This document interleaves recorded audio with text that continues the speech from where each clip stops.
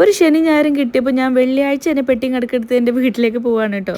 ഇത് എല്ലാ മാസവും ഒരു തവണയെങ്കിലും നടക്കാറുള്ള കാര്യമാണ്. പക്ഷെ ഇന്ന് ഈ പോകുന്നതിന് വേറൊരു റീസണും കൂടി ഉണ്ട്. ഞങ്ങളെ ഫാമിലി എല്ലാവരും കൂടിയിട്ട് ഒരു ഗെറ്റ് ടുഗദർ പോലെ ചെറിയൊരു ട്രിപ്പ് പ്ലാൻ ചെയ്തിട്ടുണ്ട് കേട്ടോ. കക്കാടംപൊയിൽക്കാണ് ഒരു സാറ്റർഡേ പോയിട്ട് സൺഡേ തിരിച്ചു വരും. അത്ര ചെറിയൊരു ട്രിപ്പ്. ഇന്ന് എൻ്റെ കൂടെ നീനൂട്ടിയും കൂടി ഉണ്ട്.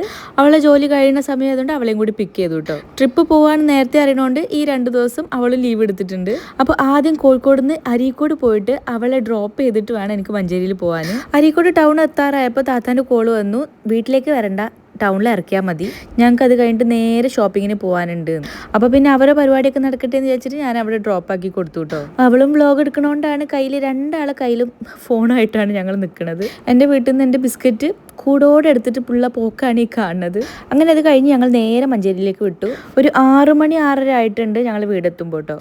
ഇതാണ് എൻ്റെ വീട്. മുറ്റത്ത് സ്റ്റാറൊക്കെ തൂക്കിയിട്ടുണ്ട്. ക്രിസ്മസ് ആണല്ലോ. ഉപ്പമ്മയൊക്കെ ഞങ്ങളെ വെയിറ്റ് ചെയ്തിട്ട് ഇരിക്കുകയായിരുന്നു. നിലുട്ടനാണ് കൂടുതൽ സന്തോഷം. കണ്ടില്ലേ, എത്തിയ പാടെ തന്നെ ഉമ്മ നേരെ ഫുഡ് തരും. വിശക്കുണ്ടോ ഇല്ലേ എന്നുള്ളതൊന്നും ഉമ്മാനെ ബാധിക്കണ കാര്യമില്ല. ഫുഡ് കഴിച്ചോണം.